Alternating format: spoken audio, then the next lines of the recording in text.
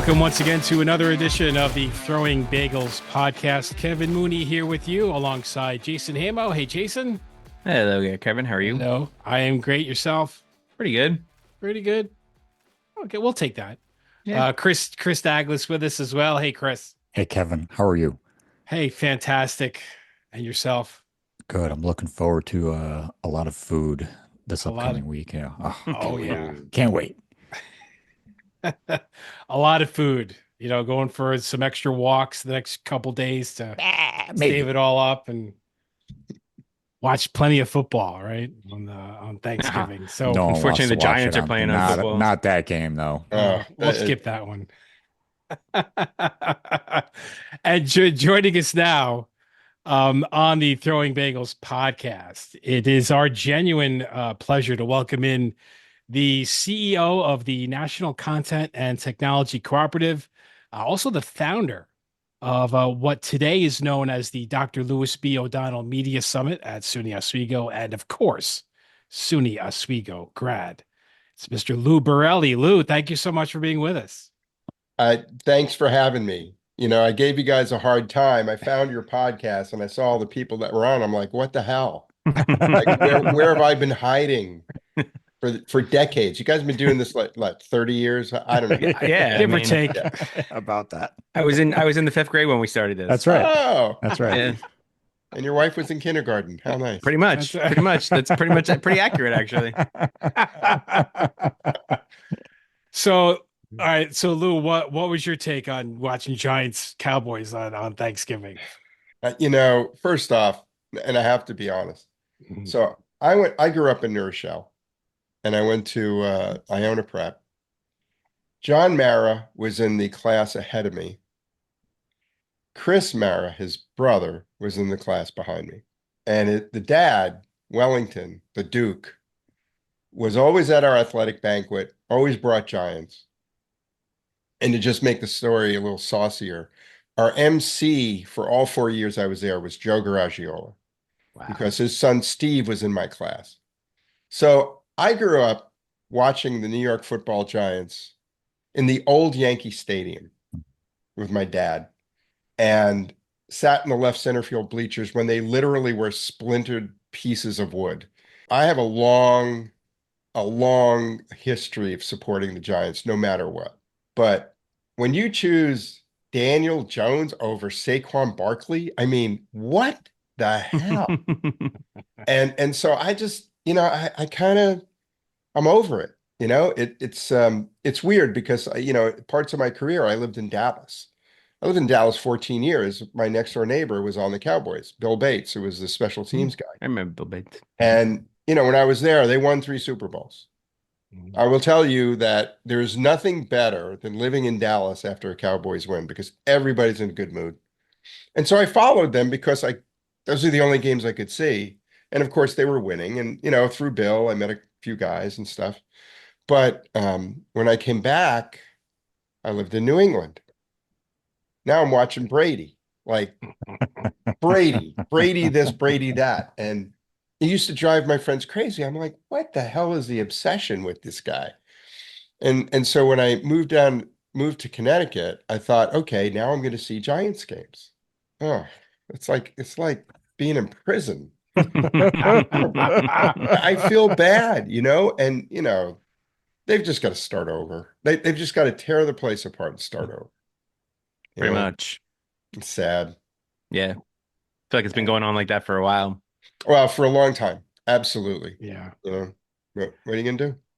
I know. What can you do? And by the way, if you have no idea who the Maras are, Wellington Mara, for those of you listening, he bought the Giants, for like $100, $500 or something like that. Yeah, it was something like that. So longtime owner, and then the ownership passed to John Mara, his son, and the Tisch family. They sold a piece to the Tisch. Right.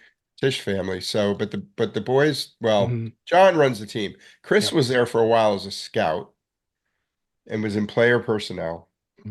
He wanted to be the general manager, and then he hired his brother hired George Young, if you remember. Very good hire, by the way. And I think that was, and I think I don't know what Chris's involvement is now. He's more famous for being the father of Rooney Mara and Kate Mara, the actresses. Mm-hmm. So, when I'm sitting back and I'm looking at the Academy Awards and I'm like, Chris Mara's sitting like the third row. Who is he sitting with? It was his daughter because she was nominated for an Oscar. I remember, I think the Giants at the time were a mess, and the commissioner said, "You guys should really consider hiring George Young." And he didn't ask. Mhm. He wasn't asking. No, that was a So- gentle nudge. Yeah. and it's turned out all right. I think it turned out all right. Oh, Well, that era, if we want to yeah, use a Taylor Swift reference, that era was good. it Yeah. was. And hiring Bill Parcells. Oh, Didn't suck. Yeah. Did not suck. The good days, good old days. Mhm. right. So Lou, let's get into your wheelhouse a little bit. So Okay. you've been in the cable TV broadcasting industry for almost 50 years. Mhm. So you've seen it all. But let's start with some of the most recent events in the world of television. So last week, Comcast announced that it was spinning off most of its cable channels, including USA, MSNBC, the Golf Channel, into a new company in order to focus more on its streaming service, Peacock. Is that an ominous sign for the future of cable broadcasting? Well, here's the dirty little secret. Video as a product for cable operators has probably been a loss leader for about the last 7 years. Nobody really cared because broadband growth was fueling the engine, right? And so you would trade a slim or negative margin on content because you were selling all these broadband services. Mm. Now, I do think that we are in this inflection point where, if you look historically, linear television, cable television has been declining anywhere from 8 to 10% a year for about the last 8 years. Mm. Went from a high of a little over 100 million down to, I think now we're in the mid 50s, maybe 55 million. Now, nobody knows where the floor is, but when you consider what these networks have committed to in spending especially for sports, and you see the base continuing to decline, you can only imagine what our negotiations are with like Disney and NBCU. It's crazy. The sports rights is driving up costs. Content costs have been exceeding the rate of inflation by a wide margin for a long time. And so what you're seeing is the consumer saying, wait a minute, I've got retransmission fees that are paid to the broadcasters. That's a part of the act that was back in 92 or 96, whatever it was. You've got regional sports overages. There's surcharges. So in the case of a cable operator in a major market, they'll collect anywhere from $60 to $80 a month just in fees that they make no money on. They pass it off. So when people say, "Oh, the bundle got too expensive," well, of course it did, because we became bill collectors, and that is what drove people to reconsider, right? So people say they cut the cord. They really don't cut the cord. They unbundle, right? So they're unbundling. They still have broadband, which is a great business. But now they're trying to figure out, well, I still want to watch something. So what is out there? And of course, the major media companies that, frankly, cable operators like me basically propped up and helped them build these channels. Now they're saying, well, we'll just go direct to consumer.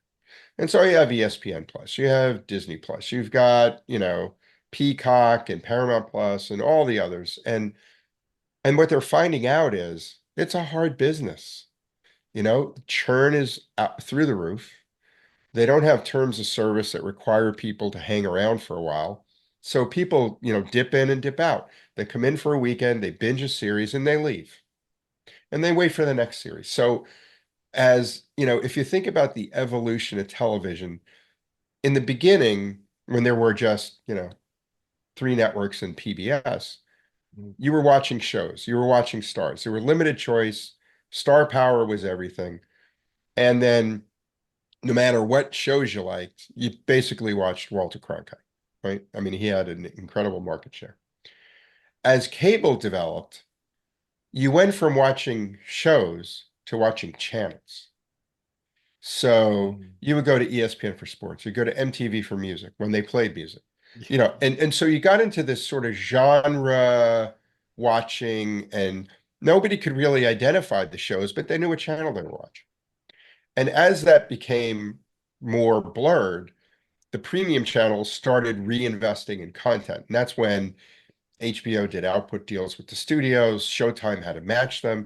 And so somewhere in, I'd say early to mid 80s, you had the the the dual play, the bundle of HBO and Showtime, because you had to have those two channels to get all the movies.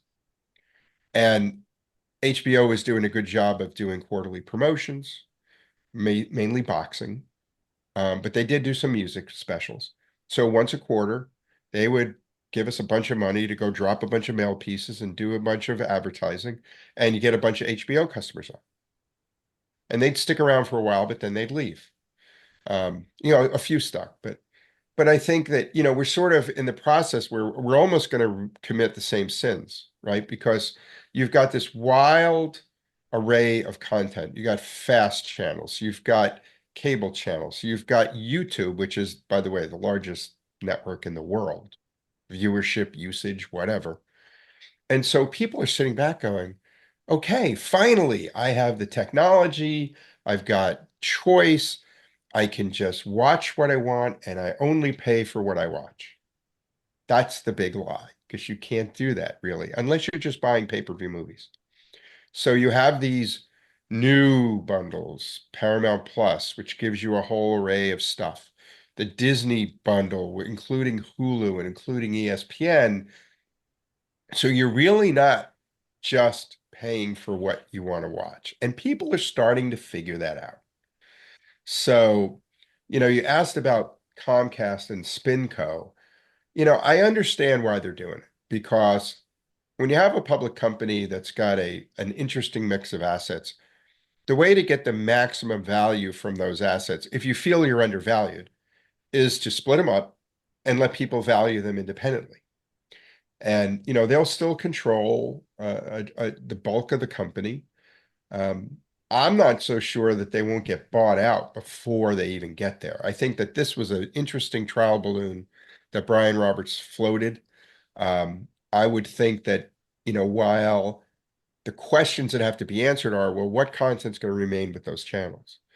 You guys all know. I mean, if you're a follower of football, and I'm not talking the NFL, USA is the spillover from Peacock for the Premier League. Mhm. USA and CNBC is a spillover for the Olympics. So how is that all going to work? My thought is they've figured out after the last Olympics in Paris, which was wildly successful for Peacock, that the next time they may not need the spillover. It may be that Peacock is the engine that drives the train. NBC still does the primetime highlights like they always do, but you'll be able to see everything in real time. That proved to be, a long time coming, and it actually was executed quite well. So what happens to those channels? Well, SpinCo is either going to buy or be bought. That's just it. Um, People say, "Oh, video's dead." It's not dead. There is more video to watch today than there ever has been.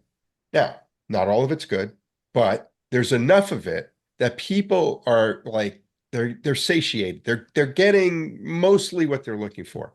The big challenge going forward will be, how do you deal with discovery, meaning I want to find something I want to watch, and then how do you organize your viewing? And there are a number of companies that are trying to recreate the good old cable guide, that gives you that one-click access.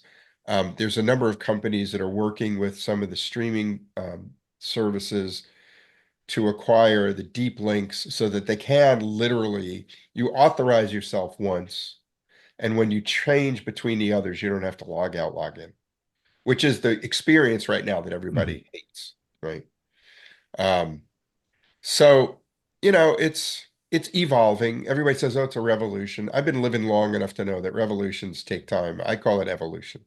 And what hasn't been answered, frankly, is how do you monetize all this? There really isn't a consensus on the monetization formula. And if you can't monetize it, you're not in business. What exactly is cable basically going to do to try to bring back those who quote unquote cut the cord? You can well, first of all, they haven't left. They've just stopped buying video. Okay. Broadband continues to grow, even though people are leaving video. Now, if you follow just the public companies, which is the only thing the analysts can do, the big boys have been flat to down over the last, say, 4 to 6 quarters. My members, okay, I run a co-op of 700 independent cable, ISP, fiber, broadband, ILEC and CLEC telcos. We're in all 50 states and US territories. We service 1/3 of all connected households in the US. And last year, my members grew their broadband by 4%. 4%, pretty good. We're mostly in rural markets, but we have people that compete against the big boys in Chicago and New York and LA and all that. But, primarily we're in the heartland. If you look at a coverage map of Comcast and Charter, which will be more easier to find now since they're going to be together, they make a big donut in the US, and we are the whole of that donut for the most part. And I think that, what we're attempting to do in a way is emulate the big boys by coming up with content choices in what I call snackable bites. There's no reason to recreate the big bundle. I mean, Hulu's done it. DirecTV does it. You got Fubo out there that thought they were going to do it. Now they're suing everybody and Venue and whatever because, it's not working out for them. Our group, we're developing a base, what we're calling broadband TV package of, say, 40 channels. It doesn't have sports, doesn't have news. It's just general entertainment, because for $20 or less, some of our members will sell it for 20, some will sell it for 10. It's a package of familiar, valued channels that they can watch as part of their broadband connection. So these are to broadband-only homes. We will probably add other snackable bites in the $5 to $7, $9 range. If people want to add them up and all of a sudden they're paying $40, that's their choice. I'm not going to go explode the package because we just did that, right? Why do it again? So I think that, the term content is king keeps getting thrown around. The guys that own the content always say that. When I was in the cable industry in the early 80s, that phrase came out. I would say today, content is extremely important. I don't know if I'd call it king. I debate my friends on this a lot. Connectivity is king at the moment, because without connectivity, you don't have it. And, anybody that has a cell phone and internet connection is a content creator, a media mogul, a streamer. And the whole digitization of content and delivery created unlimited potential to the point where it exceeds every existing business model, contractual obligations, regulatory obligations. All of those things were built in the 80s and 90s and were just perpetuated. Well, now, you've got the only significant value that broadcast stations still have these days is local news. Now, if you watch, every station in every market makes their local news available online through various platforms. And yet, as a cable operator, we're required to pay $4 or $5, $8, in some cases $10 a month per broadcast channel. And I'm like, wait a minute. First of all, it's an antenna. It's available everywhere for free. So why are you charging me? Secondly, now that we're losing customers, right? They're part of the problem, or that our loss is part of their problem, because they've gone from getting retrans on 100 million down to 55. And they're seeing people that leave the cable package don't put up an antenna. So they lose those viewers. So that's why they're putting up, these these streaming or these apps that they can then reconnect. So they tell you get the New York, get the Connecticut 4 app. Well, it gets you your weather, it gets you some stuff. But guess what? There's a button there that says watch live on your phone. Watch live. You didn't pay anything for that app. It only costs you whatever your phone bill costs. And that's what pisses me off, is that this whole shift,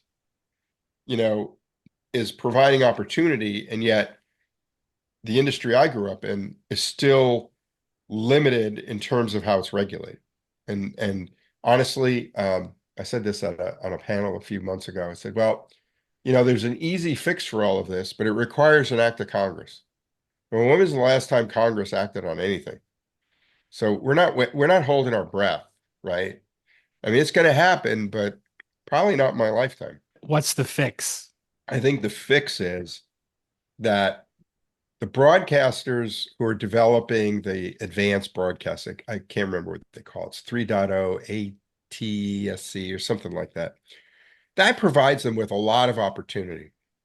Use their stick. You've got the frequencies, you've got bandwidth, use it. And more of them are starting to say, we need to develop that, because at some point, the cable guys are going to say, we're not paying anymore. Kids can't afford it. And even if we could afford it, we don't have enough customers for them to be sustained. The thing that happened during retrans was the networks in the early days decided the local broadcasters didn't know how to negotiate. So they told their affiliates, we'll negotiate for you and we'll give you a piece of it. Well, the piece they've been giving has been getting smaller and smaller over the years, to the point where they don't get much. It all goes to the networks. And I think they got screwed. I mean, couldn't happen to a nicer bunch of guys, but they got screwed.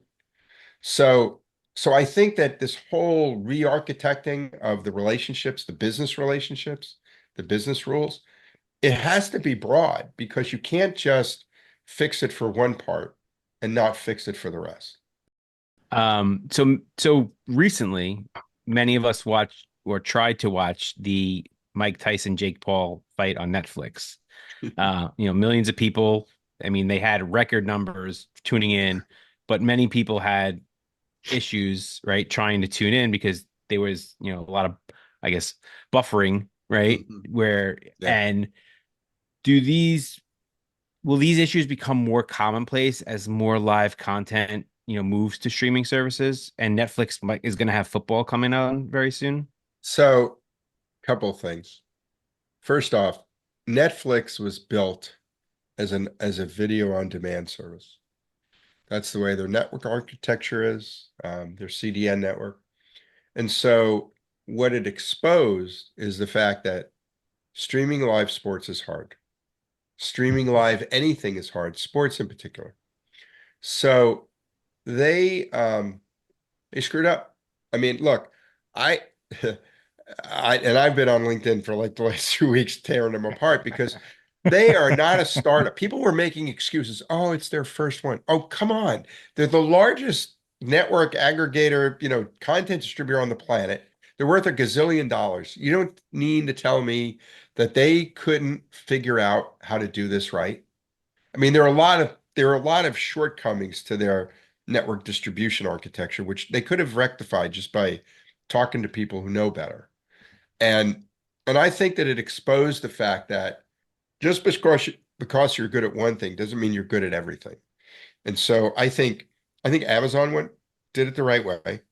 They've got professional production.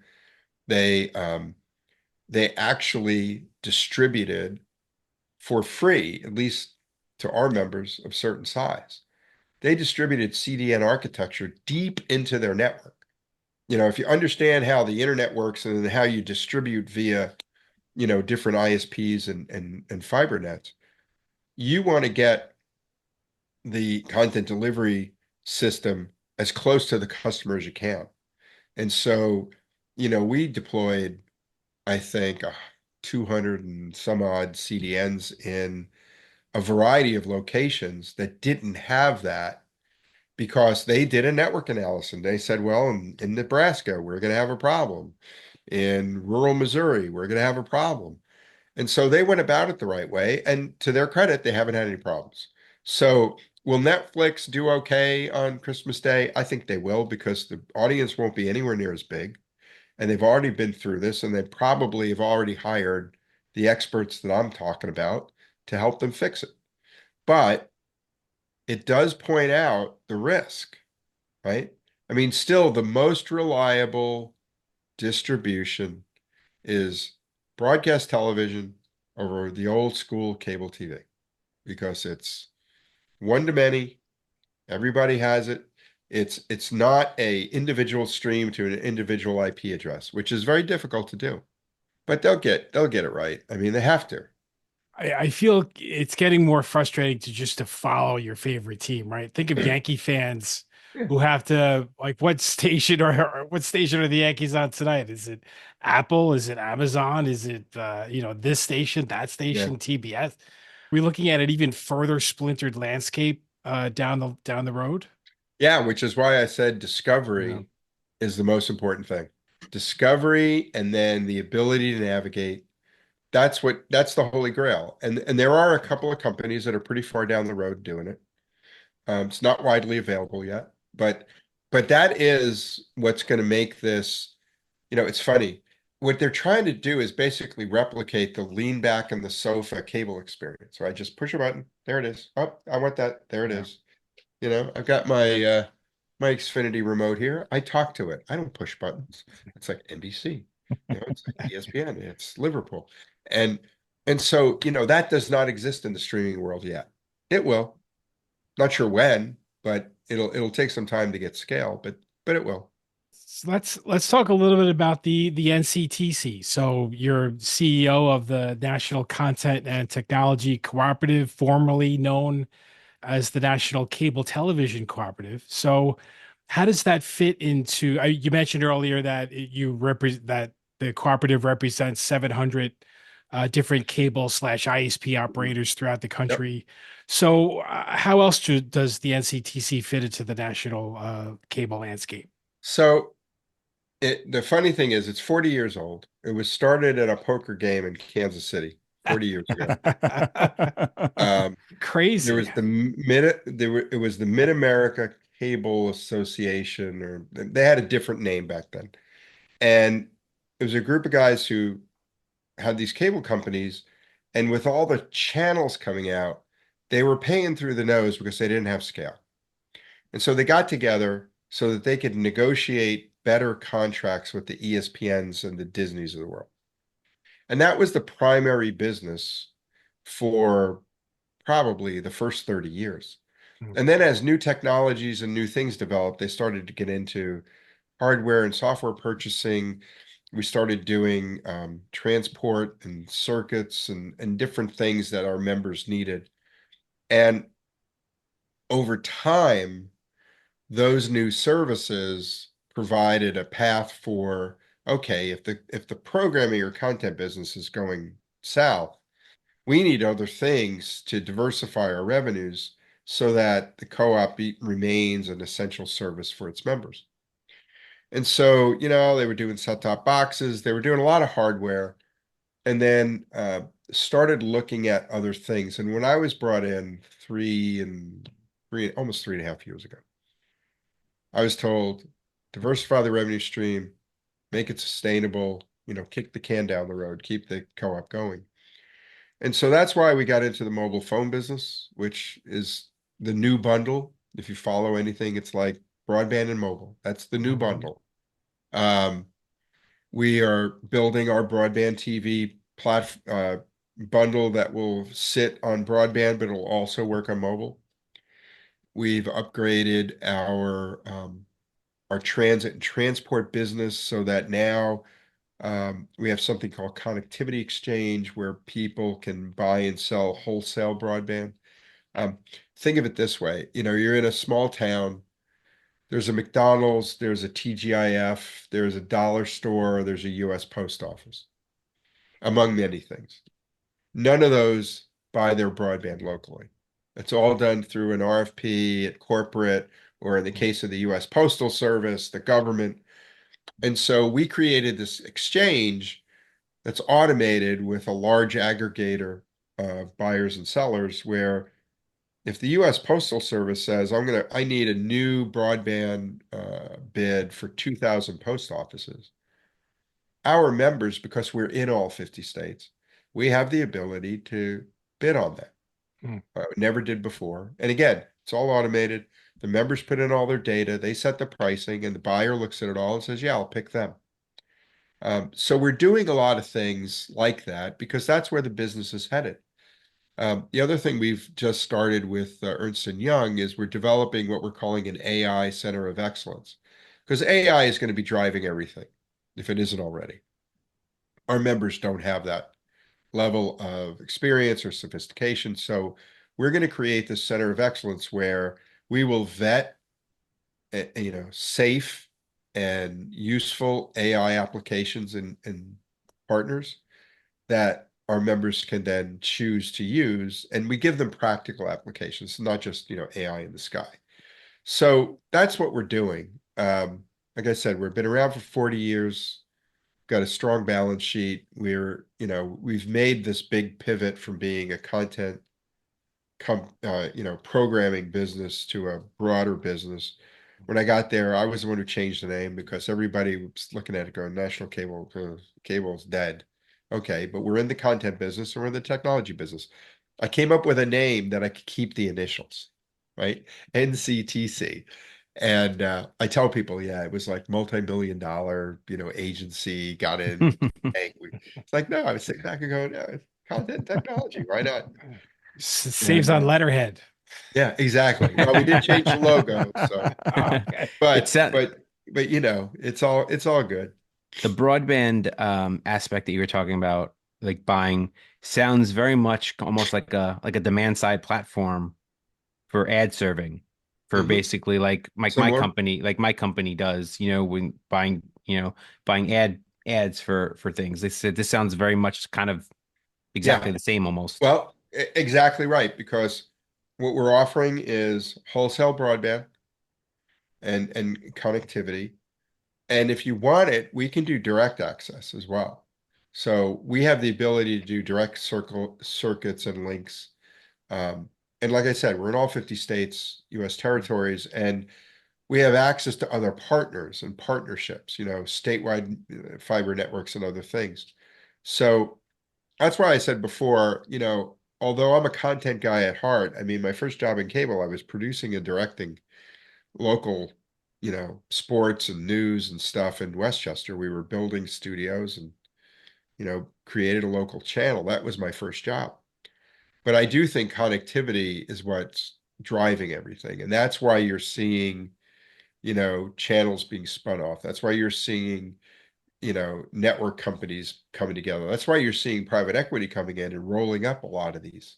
I've got like 3 or 4 PE firms that have been rolling up my members like, they're making donuts. I mean, it's crazy. I should have said bagels, I guess. I'm sorry. Missed opportunity there. Let's go back. Let's go back and start over again.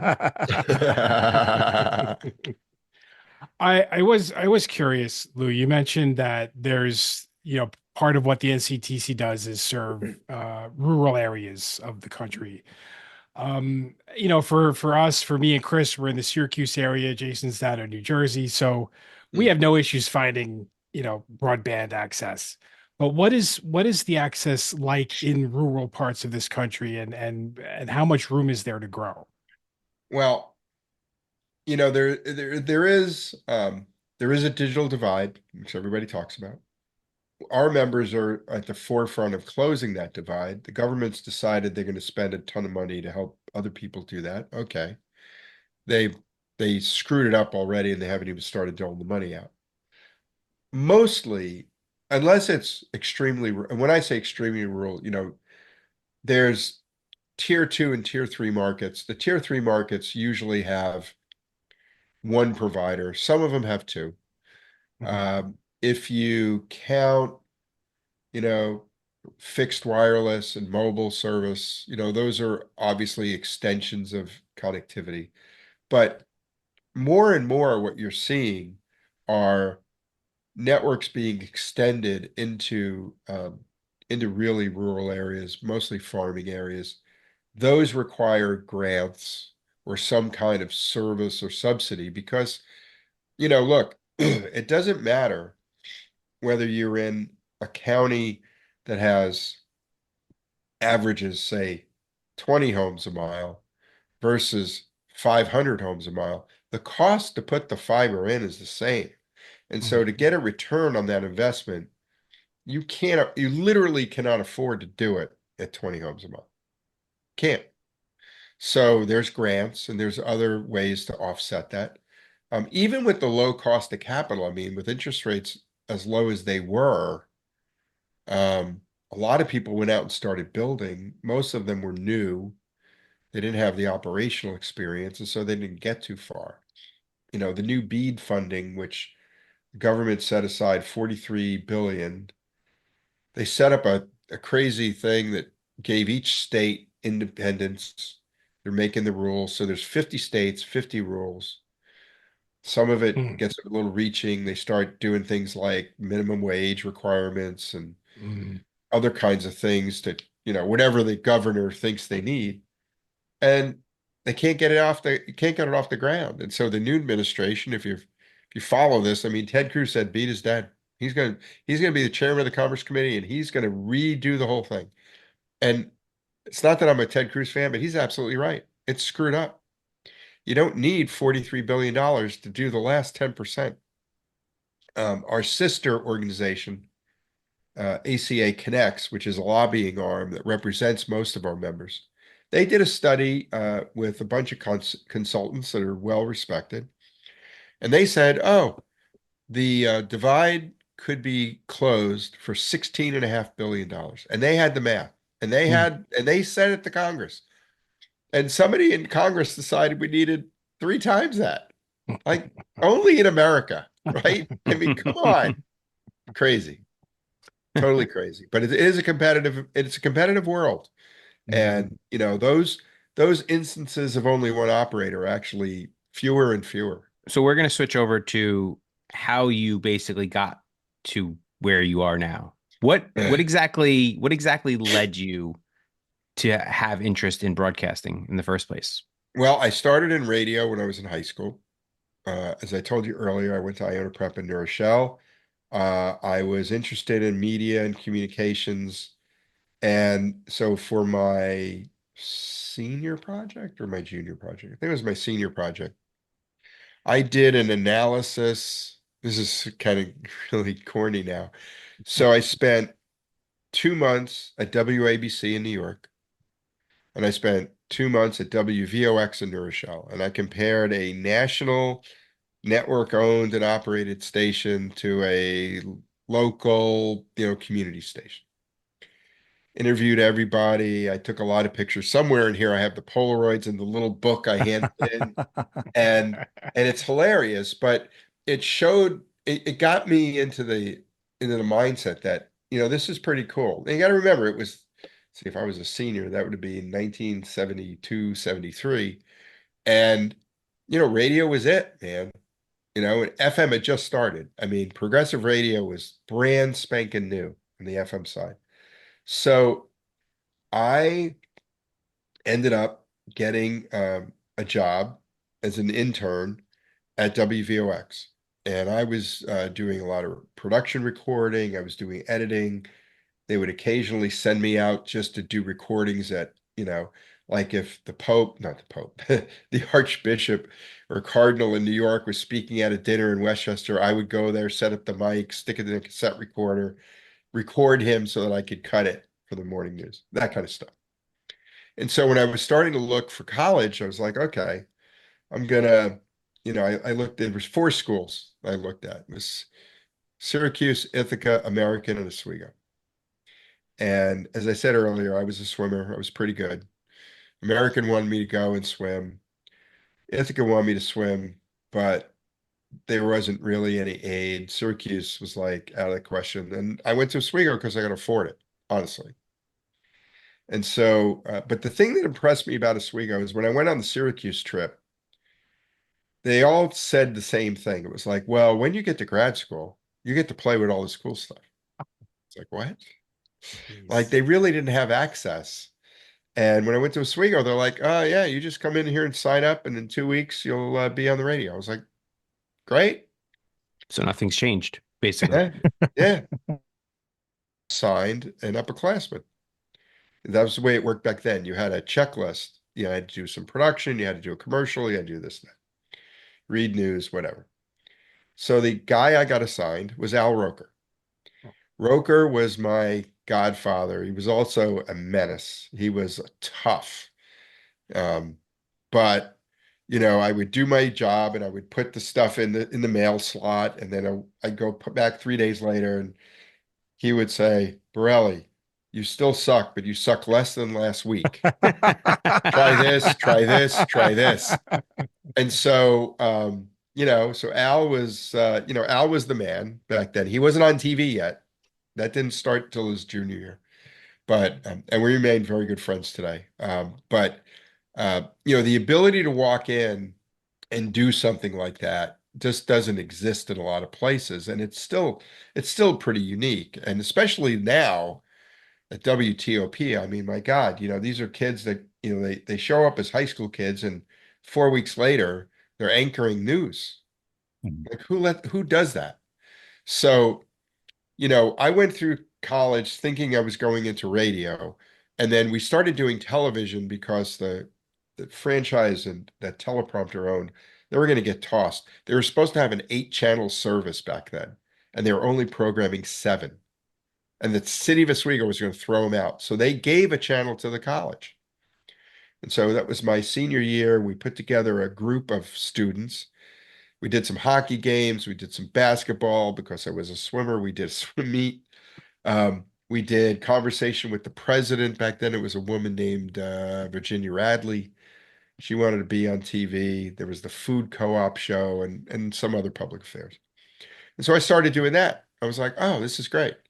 I really like TV because I was also a photographer. I mean, I shot for the newspaper, I shot for the yearbook, all that stuff. And so when I graduated, I thought I was going to job in radio. And I was the only guy in the class that was offered more than $100 a week to go to WSCP in Sandy Creek, Pulaski. I turned it down. I went back home. I didn't go back to the beach club I was running. I taught life saving. I did swim clinics. I did whatever I could do to make some money. And then I got a call from Vince Duty in Lanigan who said, "Hey, I just got a promotion because Dave Nellis got a promotion because somebody in Culkin died and we need somebody." So I actually went back to school. I was on the faculty of SUNY Oswego for 10 months from, I think it was, if I'm doing the math right, it was like October or November to July. I taught production, radio production, TV directing, and I supervised all the kids that I worked with the year before. I was there for 10 months. I'm proud to say that they paid me $1,000 a month for 10 months. That was $10,000. That's exactly what it cost me to go to Oswego for 4 years back then. It's $2,500 a year, tuition, room, and board. So I felt like got my money back. And by then, UA Columbia was building cable systems in my hometown, New Rochelle and in southern Westchester. So I went back and I got that job because I had the opportunity to do all the things I did. And I did that job for a couple of years. And then my boss came in and said one day, I know you're having a lot of fun. You got all these interns, you're creating all this TV, but you're in a department that only spends money. You're not in part of the business that makes money. And so he said, there's an opening in the Eastern region for an assistant to the vice president. You should take it. And that's what I did. And I learned how to budget with a number 2 pencil, green bar paper, and a 10 key and tape. And then one day this box showed up in the office and it was called a PC, the IBM PC, the very first one. And they gave me a book called Lotus 123. It was about that thick. Nice. And they said, we want you to take now remember, this is a publicly traded top 10 MSO. And they are giving their first computer to a 25 or 26-year-old kid who only took BASIC and Fortran, punching cards in the basement of Culkin Hall. And they want me to put their budget on a spreadsheet.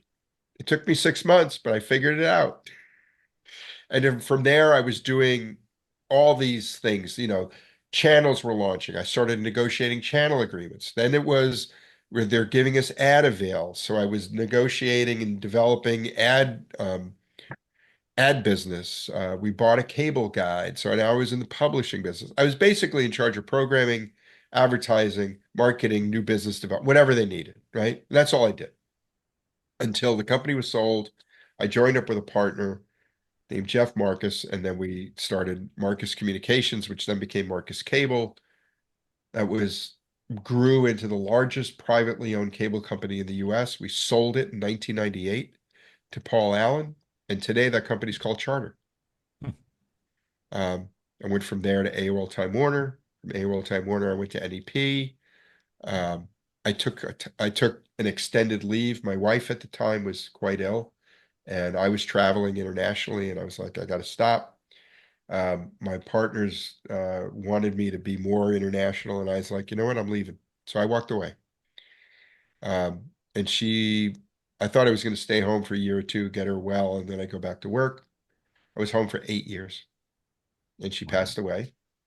And people look at me like, why are you still working? I said, well, if you took 8 years off in the prime of your earnings, would your life be different today? You're like, yeah, well, I started out with a lot of money. I ended up with a little money. Now I got a little bit more. So I did a stint in Jamaica with Digicel, lived in Kingston, Jamaica for a year, Kingston 6. When I came back, I was still not doing anything much. I did some consulting stuff. I really didn't want to be a consultant. So this NCTC job came up. I was familiar with it. The guy who was there running it for 10 years worked for me 30 years ago. So it's in Kansas City. So I'm in Kansas once a month for like anywhere from a week to 2 weeks. I have an apartment there the size of this office in my house. And it's fun because, the NCTC is the cable industry I remember when I grew up. Independent, bootstrap, multi-generational legacies. I mean, I got a guy in my board who, when I first met him, I said, so when did you start in your company? He's in Eastern Kentucky. He said, when I got my driver's license. I said, so was this your dad, your grandfather? He goes, my great-grandfather's company.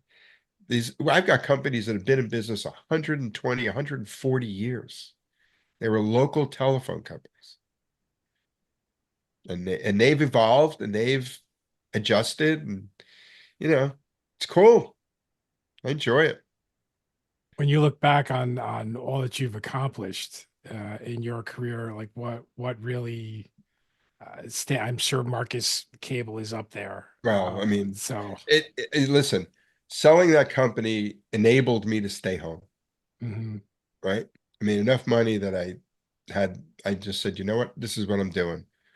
So, I'm still fine. As I tell people, by the way, I've had cancer twice, beat it twice.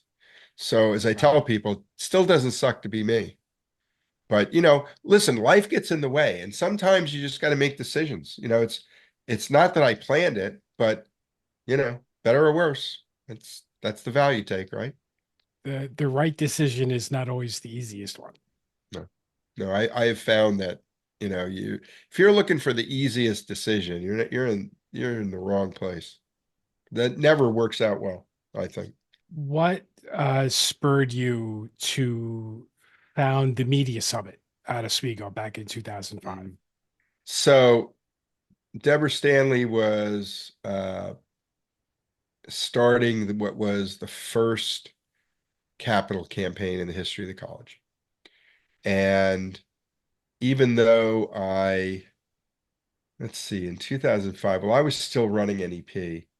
So, when you sell a company for $3.2 billion, even though everybody's like, wow, I was like, yeah, I had this much. I didn't have a lot, but I had enough.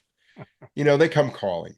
And the original pitch was, we're building this new campus center.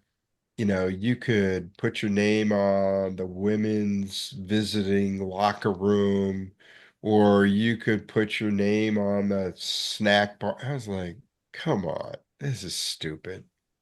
And I said, look, I've been in this business a long time, and I've met people from all over, and I still have a chip on my shoulder Syracuse sucks. I don't care, what anybody says. It used to drive me crazy. All these kids from Central New York would come to Oswego and they'd wear Syracuse gear, and I'm like, Oh, where? Why aren't you? If this is so great, why aren't you there? Right? So, so I said, Because they couldn't afford it. exactly. I get it. So what I said was, I want to bring, and I have a pretty long list of very accomplished friends, you know, presidents, owners of networks, whatever. I was like, I want to bring people to Oswego, bring them to the students, because one thing that I always used to drive me crazy, Syracuse would have these like events, alumni events, whatever, but they're always in New York City. They never, they didn't do anything on campus back then. They started after we started, to be honest. And so I said, you know what? I want to start a summit where we can bring people in for a day. They've got to speak in classes, and then we do the Oprah moment in the afternoon, and then we do it that way. So for the first couple of years, unfortunately, they named it after me. I made a gift, right? No secret, 150 grand. It was the largest cash donation in the history of the college. Let that sink in for a second. 150. Are you kidding me? Because we'd never raised money. And so that technically said, well, if you only raise 150 and you don't get any more money, this thing will last 5 years. It would have lasted a little longer. So I was like, okay, well, we get it off the ground, we'll raise more money. And so the first couple of years, it was really created by me, the development office, the administration, and the faculty. But my goal was to have it be a student produced effort. And the first one was great.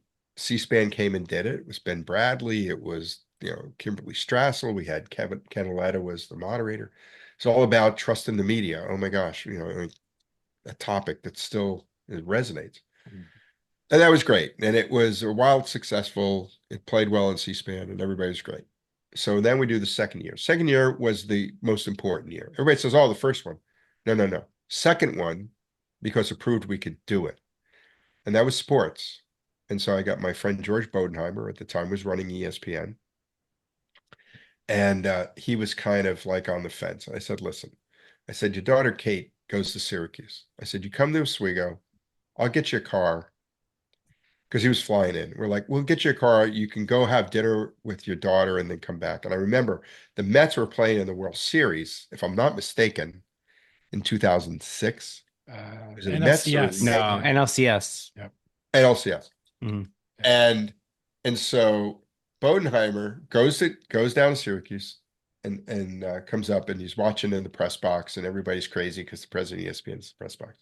But what was important was we were trying to get other people. And we put a call into Miles Brand at the NCAA and said, hey, you want to come? And he's like, yeah, we're not interested. Well, when he found out Bodenheimer was there, he shows up. So I had George Bodenheimer, Miles Brand, Linda Cohen was the moderator, Linda Bruno, who I knew from Iona, who was then was she the Atlantic 10 commissioner? She was a commissioner of some league. It might have been not the Big East. Anyway, and then a local sports writer from Syracuse. Can't remember his name. Funny guy, Bud Polinkin. Oh, Poliquin, yeah. That's it. Yeah. And it was great. We had the breakfast we called it Breakfast with Bodenheimer. It was just me and George shooting the bull because I knew George from when he started, like literally after he left the mailroom and did his, first affiliate gig. So he and I have been friends for, well, the network's on the air 45 years, probably 44. And then the third year, that's when I started working on Roker. And I said, listen, it shouldn't be named after me. They named it after the wrong Lou. We should name it after Lou O'Donnell, who was like Al's second dad. I knew if I pulled that string, he'd come in. So I said, listen, you match my gift, and then we'll go out and raise more money. And then on top of that, NBC matched his gift. So we ended up with a big number. The NBC money went toward the TOP studio, which is why it's named after him. But that's what got us going. And today I'm happy to say our endowment is probably I should know this number. It's easily 400. It could be close to $500,000. So, and the show doesn't cost hardly anything because the students do it. We pay for the travel, we pay for the hotels and stuff. So it'll run as long as there's water in the lake, there'll be a media summit. And that's what was my goal. And so after that third year, student directors, they interview their board, they get the volunteers, they help, they secure the guests, they do all the logistics. There's like one faculty member who's like, waving the baton. And we just celebrated our 20th, which is crazy. Absolutely crazy. But it's the best thing I've ever done. Honestly, it's the thing I'm most proud of. And the fact that the kids still get excited about it. And even during COVID, they pulled one off where they did it Zoom. It was kind of wonky, but we didn't miss a beat. We've been 20 consecutive years. And it's the signature event in the fall. So you mentioned Al Roker joined, right? And it was then obviously renamed after Dr. Lewis O'Donnell. What impact did Dr. O'Donnell have on your experience at Oswego? Oh, he was everything. I mean, think of it this way. So I was a little young. I was 17 when I stepped on campus. And I don't know what happened when you guys were there, but I was, you're randomly assigned an advisor. And Doc was my advisor my freshman year. So I sign up for a meeting. I walk in, and I don't know if you guys knew Lou or not. I can't remember when he left. Okay. So Doc was pretty short. In fact, all his friends were short too. They're like, he hired a bunch of guys from Syracuse and they were all short. And so I walk in and here's a little guy sitting behind a desk and he's got his newspaper up, so you can't really see him. And I opened the door and I said, Dr. O'Donnell, he goes, sit down. I said, fine. He goes, why are you here? I said, well, I have an appointment. He goes, and he looks at me. He goes, no. Why are you here? I said, I want to be a radio engineer. And he looks at me. I won't do it because I don't want to break the table, but he slams his hand on the desk. He goes, why did you come here? A, we don't have an engineering degree. B, you don't need to be an engineer. You just need a third-class license. And according to this paper I'm looking at, you already have yours. You don't know what the hell you want. Here's what you're going to do. You're going to sign up for classes that you think you'll hate. You're going to go sign up at the radio station. You're going to do this. You're going to do that. I don't want to see you for a year. Come back and tell me how it was. Now get the hell out. That was my first. I am in tears. But he was right. It scared the bejesus out of me. He was like, you know what? You have no freaking idea, kid. And when I go back and I talk to students today, I'm like, listen, don't tell anybody, but unless you're going to be a doctor, a lawyer, or an accountant, nobody's going to ask you what your GPA was. Mm-hmm. So the best place to fail is college because you don't have a mortgage, you don't have kids, you don't have a wife. You don't want to fail then. You got to try things here. And they still, I still feel like they have that attitude, that little Oswego chip on your shoulder. So for me, Doc was everything. And, once I got past that rough spot, I mean, he was very supportive, and it was different then. Look, back then, everybody lived in Oswego. They didn't commute in from Liverpool or from Rochester or from Casanova or wherever they were. All the faculty lived in town. You saw them in the supermarket. You saw them at the bar. You saw them at the movie theater. So you developed this really close relationship. Office hours didn't mean anything because they were always around, right? And it was a tight-knit group. And yes, we had a chip on our shoulder. We thought that we produced people that were just as good or better than what was coming out of SU and Ithaca. When I meet Bob Iger, I'm like, oh, failed weathercaster from Ithaca College. Which is true.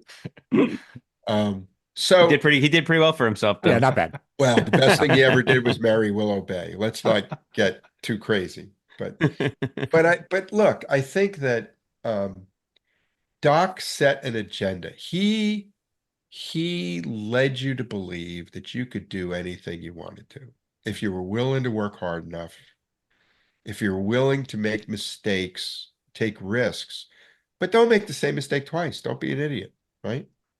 So that set the agenda. And then when Al was offered the opportunity, I mean, it was really Doc who talked him into it. They had a weekend weather opening. Al's uniform when he was in college was 2 pairs of overalls, 4 t-shirts, and a snorkel jacket.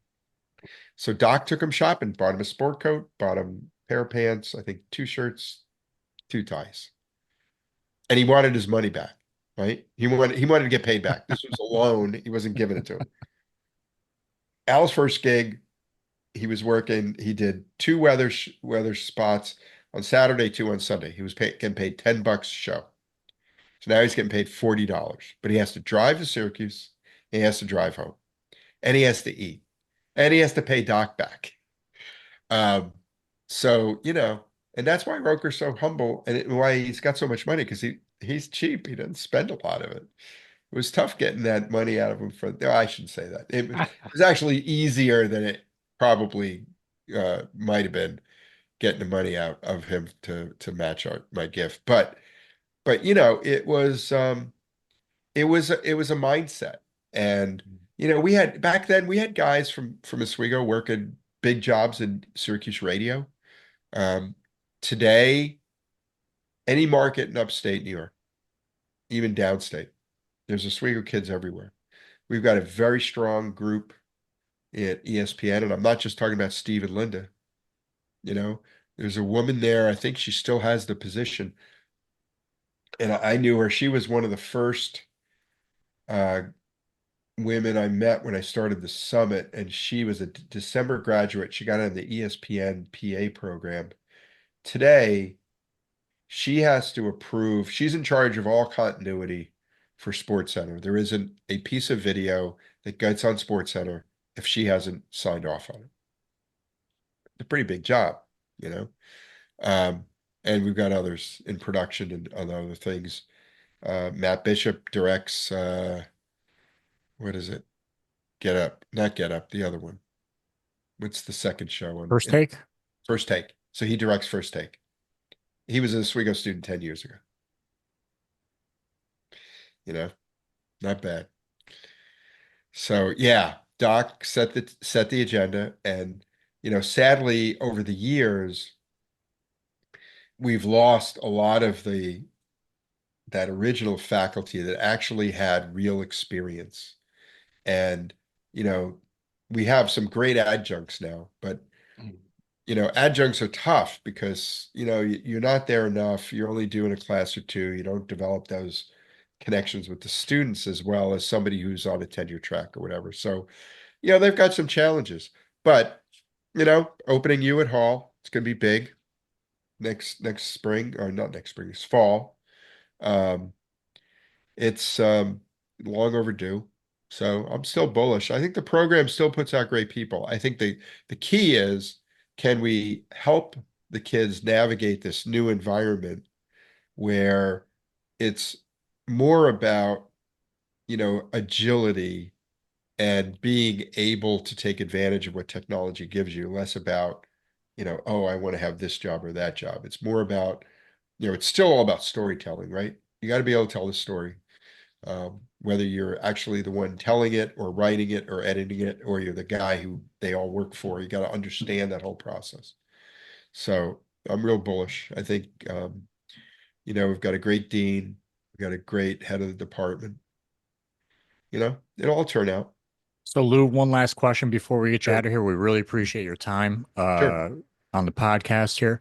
So back when we were in school, when we go eat dinner at the dining hall, our favorite meal was basically, or actually it was kind of lunch really, it was a chicken patty sandwich. We couldn't get enough of a chicken patty sandwich.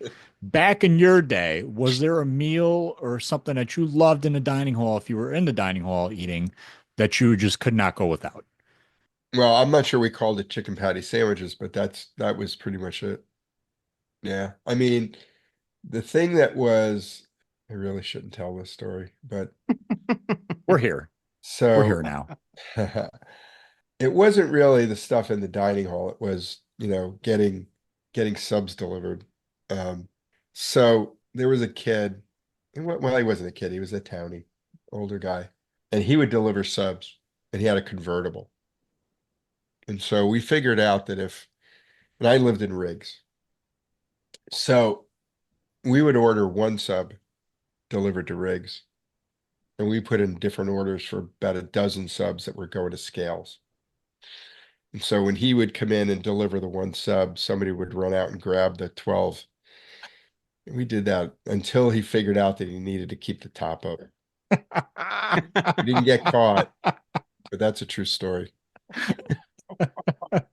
So if anyone from It was the Oswego Sub 70s. Shop is listening, Was the 70s. Well, you know what? And fortunately, I do think they recently changed ownership, but yeah, no, we were bad. We were bad. I mean, that was like that's probably the worst we were. I'm sure that the kids are doing much worse. No. Or no, they're actually better people than we were. I tell kids that. I go to campus, I'm like, you guys are much better than I was. You're much nicer, you're smarter, you're more polite, you care about the environment, you treat everybody with respect. I mean, we weren't that way. Well, Oops. because the stuff we pull doesn't wind up on the internet. Well, that Yeah. is true. I mean, I could talk Different about a lot times. more, but there's probably no statute of limitations on that stuff. But it was part of navigating the Oz life. Yeah. Right? Can't get away with a lot of that stuff anymore. Nah. Oh, Lou, thank you so much for taking the time to join Yeah. us. This was an absolute blast talking about Oswego and your career. Greatly appreciated and all the best to you. Okay. Thank you guys, and good luck to you as well. And that was the CEO of the National Content and Technology Cooperative, founder of the Dr. Lewis B. O'Donnell Media Summit, and of course, fellow SUNY Oswego grad, Lou Borrelli. So much, I mean, such a great career in cable broadcasting, and he's done a lot for Oswego, and absolute blast having Lou on the show.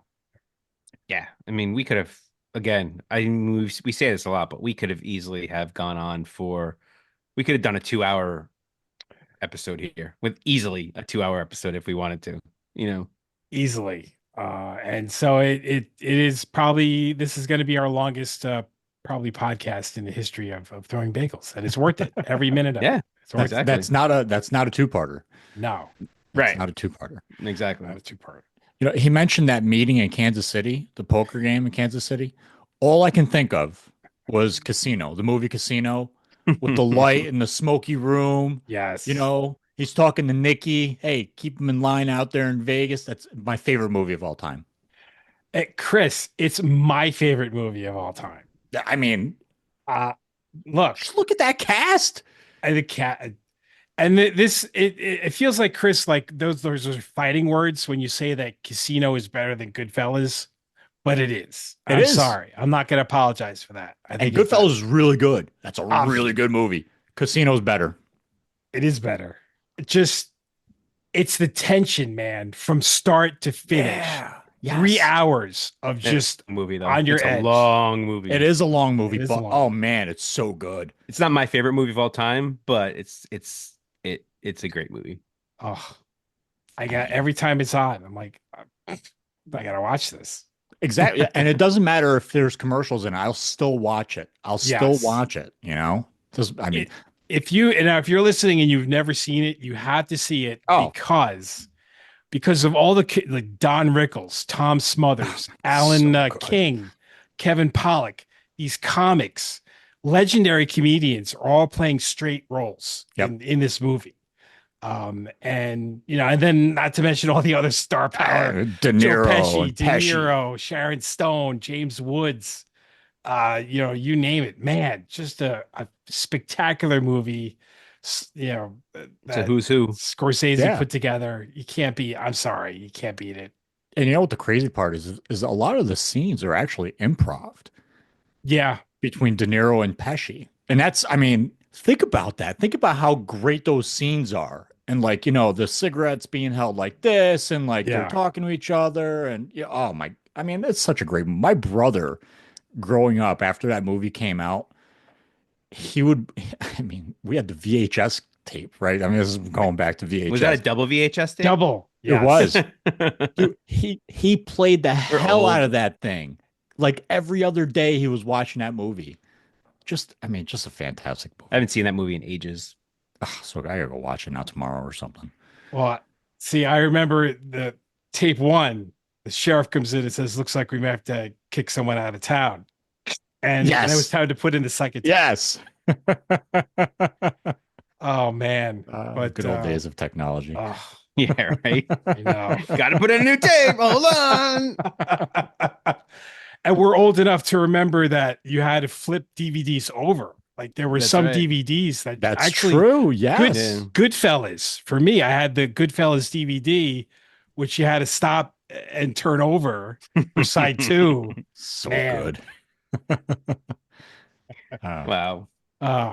But I believe, before we wrap up, I think congratulations are in order for Mr. Hamo, who just Yes. qualified for the New York City Marathon next year. Congratulations, sir.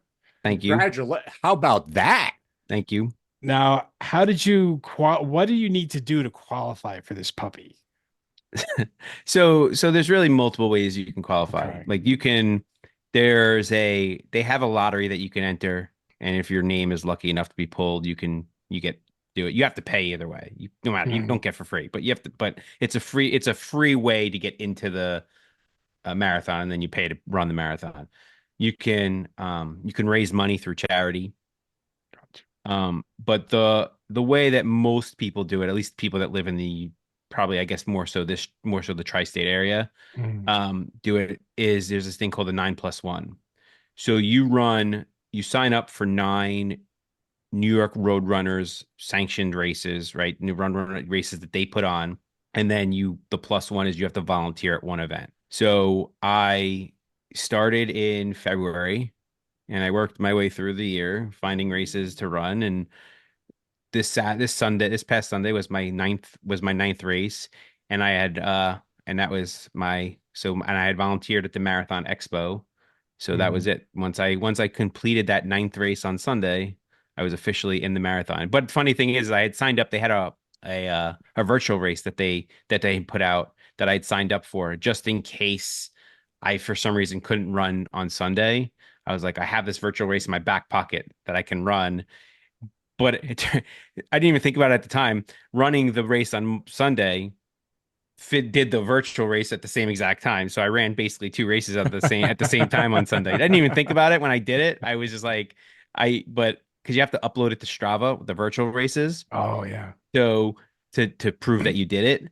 So like once I uploaded it to Strava, all of a sudden I got this alert being like, congratulations, you just ran the New York Roadrunners virtual run. And I was like, oh, look at that. I did my 10th race. Are you and your wife going to run the marathon next year? So she ran it this year. Right. Okay. You can't wow. run it again, or Well, you would have to basically You'd have do to- the whole thing all over again. Really? Yeah, you don't just like Jeez. automatically get qualified for Oh, it. that's What? dumb. Yeah, Come you on. have to be if you're gonna be a if you to qualify for the race, like you have to run like crazy time, like marathon runner crazy times. Yeah, yeah. Finish a marathon in 2 hours and 8 minutes. Like Yeah, it's who can do outrageous. that? That's insane. I can't even finish a half marathon in 2 hours and 8 minutes. And like these people are running at 26.2 miles. So yeah, so she did it this year. I'm doing it next year. so She's gonna try to do Chicago though next year. Nice. Chicago. If she gets into it, she went into the lottery for it.